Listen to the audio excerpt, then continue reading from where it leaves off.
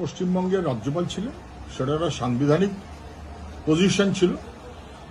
তখন নানান কারণে জগদীপ ধনখড়ের সঙ্গে বিধানসভার প্রতিনিধি দলের পক্ষ থেকে আমাকেও অনেকবার যেতে হয়েছে। তখন তো দেখতাম যে তৃণমূল রোজ জগদীপ ধনখড়ের বিরুদ্ধে কালো পতাকা দেখাচ্ছে, ওই করছে, সেই করছে, ইত্যাদি ইত্যাদি। তারপরে কি হলো?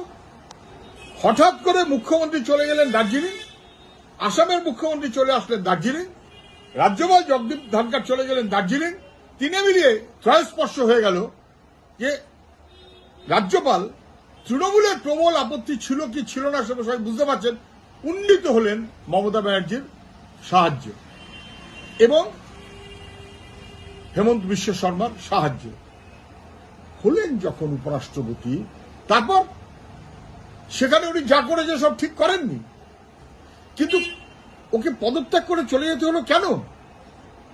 প্রধানমন্ত্রী, স্বরাষ্ট্রমন্ত্রী তার কি উত্তর দেবেন?